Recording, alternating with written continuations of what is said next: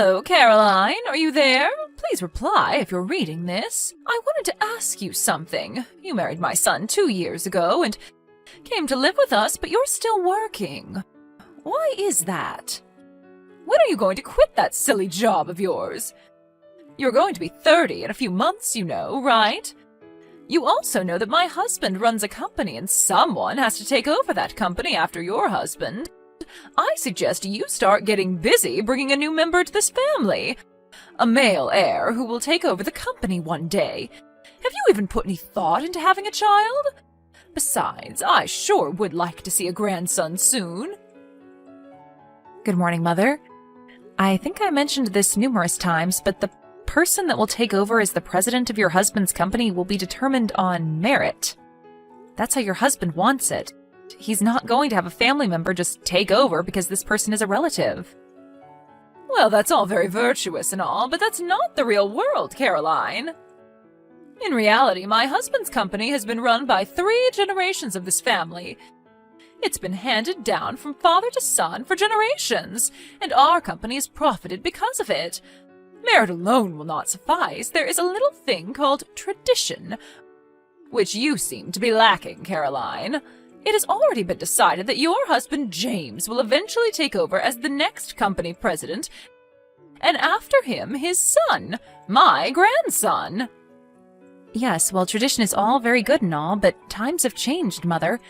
I'm not saying it's wrong. If the person taking over is competent, whether that be James or someone else, I'm all for it. Will you stop contradicting me? You always find a way to refute everything I say. My husband has informed me that you are a very competent and reliable employee, but your competence and this issue are completely different. You are in no position to determine company policy. You're just another employee. I suggest you keep your nose out of it. I think that applies to you more than it does to me, don't you think? Pardon me? The person that will be promoted to that position concerns all the employees, and that person's decisions affect us all. You've never in your life worked at your husband's company. It seems obvious that it's you that has no right to decide who becomes the next company president or any other position. How dare you? How could you say that? I'm this company president's wife, for God's sakes. I certainly do have the right. Yes, I'm quite aware of that, but that makes no difference whatsoever. Makes no difference? Have you lost your mind, Caroline? I'm in possession of all my faculties, thank you. Do you really think that just because you're the president's wife that you can make such an important decision? Well, I have the right to. Just doesn't seem logical to me is all. This is getting nowhere. All you have to do is just stop complaining and work on giving us a grandson so that someday he will be able to take over this company and continue this long-established custom. If you have time to spurt such nonsense, I suggest you use your time more wisely by having a child. Right now, I'm giving my work priority above all, and I've talked long and hard about this with Jim. Pardon me? I know you complain to Jim about this matter all the time, and he gets irritated because you're so bullheaded about it. But could you not take that frustration out on me? I have other things to worry about. Jim said that? I wasn't trying to be difficult or anything. Just so you know, Mother, Jim is sitting right next to me and seeing this entire conversation. What?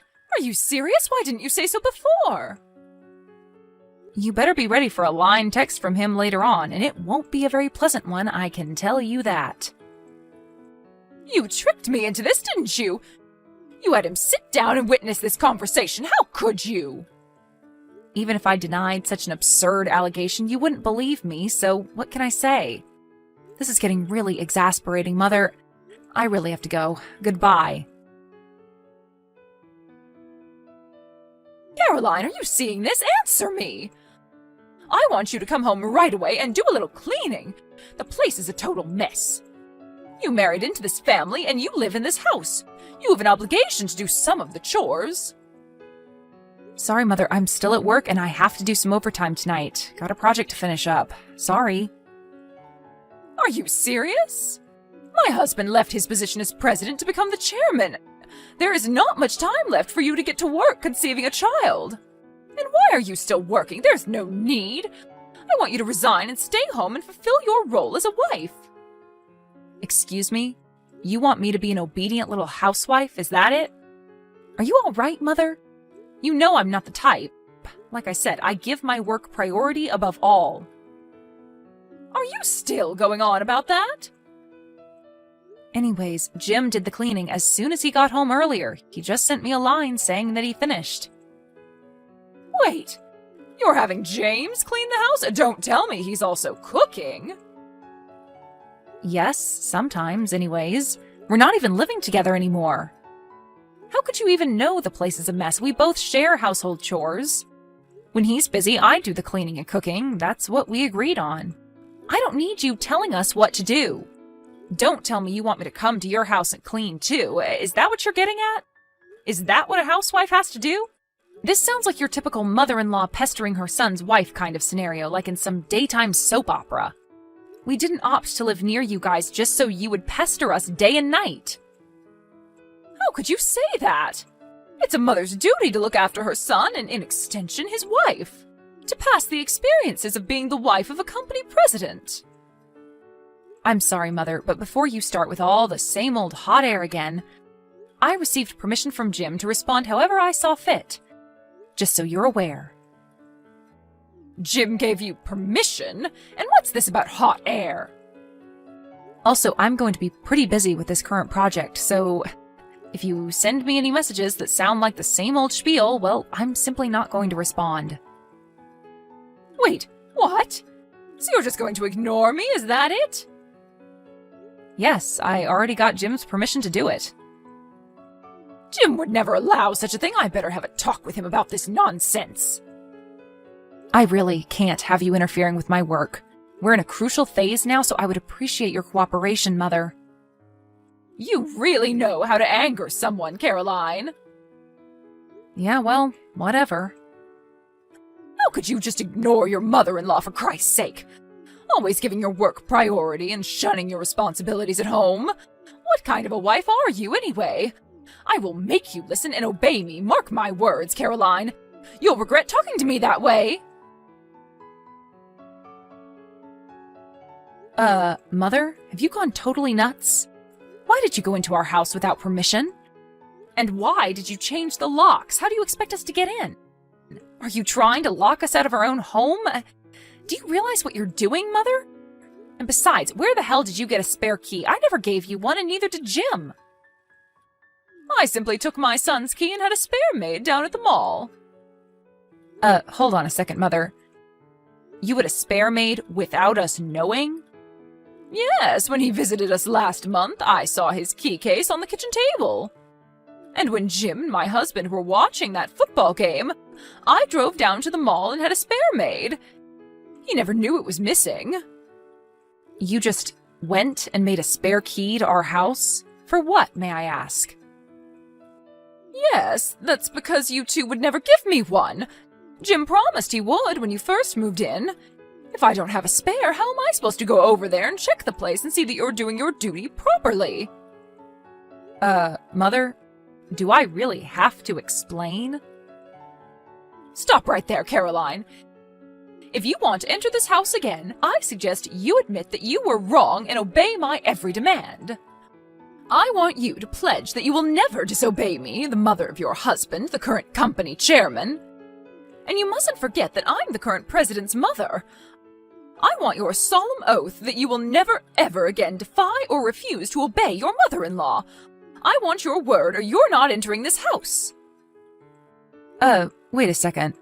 Did you just say the current president's mother? I'm not sure I understand you. That's right. Why is it so surprising? Just leave company matters to the current president. That would be my son and focus on conceiving a child. You're the president's wife. There's no reason for you to work. Do as I say, Caroline, or there will be consequences. If you're so dedicated to your job, well, you can continue, but that means you'll have to divorce my son. And that's final. Oh, okay. So that's what you want me to do, huh? You want me to just resign from this company? Am I understanding you correctly, Mother? That's exactly what I'm trying to tell you. Have you finally gotten that through your little head? There are plenty of other employees that can take your place. That's what a company is for.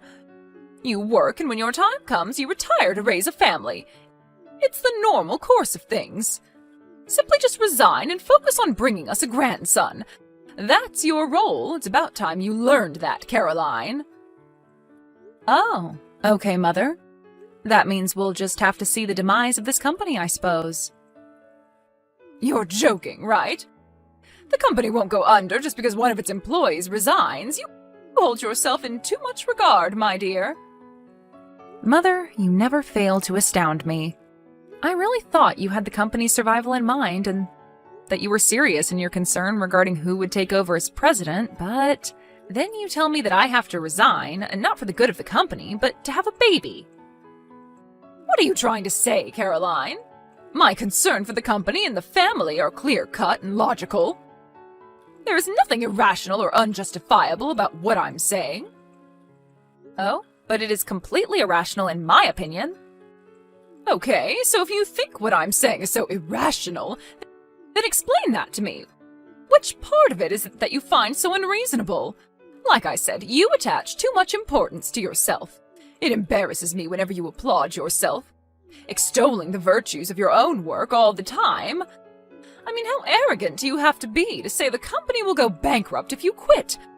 My God, the audacity! Mother, I hate to tell you this, but I'm the new president of the company. Say again? What did you just say? I said, I'm the new president of the company. I recently took over. I'm surprised you didn't know. Stop joking around, Caroline. I'm serious. This is no laughing matter. This concerns the future of our family. The next president has already been determined, ever since he was born, as a matter of fact. How could he give that position to you, please? Then why don't you ask your husband or contact Jim right now and ask him? They will both tell you the same thing. Or you could even call the office and every employee there will tell you the same thing. This is some kind of prank, right? And what about James? What's James going to do? If he's not president, is he just a regular employee? That can't be. Jim's set to resign by the end of next month. Again, I'm surprised you didn't know. Resign? You're saying he's going to quit the company? Yes, he says he has other objectives, so for now he'll work freelance and see how things go. Freelance? Meaning he's not even going to be employed by a company? Yes, for a while, I guess, after which he says he will eventually start his own company. Start his own company? But why can't he just take over this company? Why would he start his own? Don't tell me you don't even know about that. I thought for sure you would know that. I didn't realize there was such a lack of communication in your family. Jim said that when he went to visit last time, he brought it up several times. He did? I never... He told me that your husband and Jim discussed this possibly years ago. Jim wanted his advice. After all, your husband built his company from scratch. Who better to get advice from, right? Huh? Really? And this was all before Jim and I got married. Neither my husband nor Jim mentioned anything. Oh, and as a side note, as for being selected as president of the company, both Jim and his father were explicit in their decision that I keep my business matters separate from my personal ones, meaning even if I became president, it would not affect our personal lives. And this decision does not mean that because Jim was not selected as president that I stole it from him. Please don't get that idea. Why wasn't I told about this? This is important. My husband nor Jim gave any clue as to what was going on.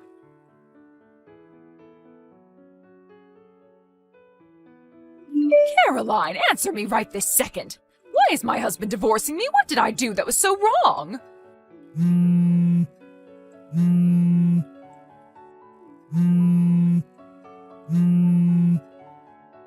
Ever since you arrived, this family has gone totally haywire. You ruined our family, Caroline. And why did Jim throw away the opportunity to become the president of his own family business? And now he's a freelancer? Why? And my husband, he didn't lift a finger to stop him. As a matter of fact, he encouraged him to quit and become a freelancer. What has gotten into everyone? You put a jinx on this family, Caroline. But the worst was yet to come. They appointed you as the next president of our company? How did you manage to dupe everyone? And now my husband wants a divorce? This is like some nightmare. Well, for one thing, you came barging into the offices of our company announcing to everyone of your status as the president's wife, screaming and demanding that your son be appointed president and that after him, our non-existent son, your grandson, be in line to take over after him. That didn't go over too well, especially with your husband. He was humiliated in front of all of his employees. Well, I only did that to protect our... If that security guard hadn't stopped you, you were going to come barging into my office and make a scene. Weren't you? But your actions were futile. A complete waste of time. Did you really think that you would be able to change policy or any decision the company makes? You have zero authority to make such demands. But I'm the president's wife! It doesn't matter, Mother. I'm sure your husband told you many times about his frustration with the old traditions. That generation after generation you select a family member as president. It just didn't sit right with him. He wanted a more merit-based system.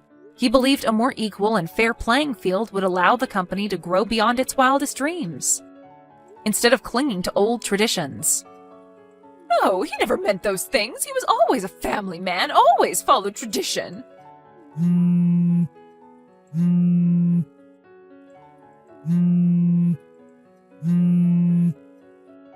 Please, Caroline, talk to my husband and ask him to rescind this silly divorce. He doesn't need to do this. I'll change. Please convince him. I really can't do that, Mother. It's really not my concern. Why? Why can't you at least do this little favor for me? Please, Mother, work it out yourself. I have nothing whatsoever to do with your marriage. It's kind of late. I have to get some sleep. Goodbye. Please, Caroline, help me. Okay, I'll give you my blessing. How's that? I give you my blessing that you become the next president. Will you then help me in return? And about who will take over after you, well, I'll leave that up to you and James. You two can make that final decision. I won't interfere at all. What do you say, Caroline? Please? Please convince my husband to think it over. Please? Caroline, are you still there? Please don't cut me off. Please, Caroline, I need your help. Actually, my father-in-law told her that he was considering me as the next president, but she just wouldn't listen. Her mind just seemed to shut down whenever he brought up the subject. She couldn't accept the fact. The only thing that was on her mind was that her son was destined to become the next president, and that the wife would have to stay at home and have babies. Eventually, I was appointed as the next president, but that fact never entered my mother-in-law's mind in the slightest. Her son was the only person in the world that would be appointed, and that was that. There was no convincing her. She was so programmed by her self-delusions, a form of self-hypnosis if you ask me. It was probably in that state of mind that made her barge into the office and cause the embarrassing scene in front of all those employees. My father-in-law was so infuriated by the incident that he began to question why he was even married to her, which eventually led him to file for divorce. After the divorce went through, she received a comfortable settlement and returned to her grandparents' home back east. But her spendthrift ways as the president's wife never really waned, and her savings quickly diminished. Her grandparents were worried that she would next target their meager savings and pension, and quickly cut ties with her. I heard she was living all alone in some beat-up apartment downtown doing various part-time jobs to make ends meet.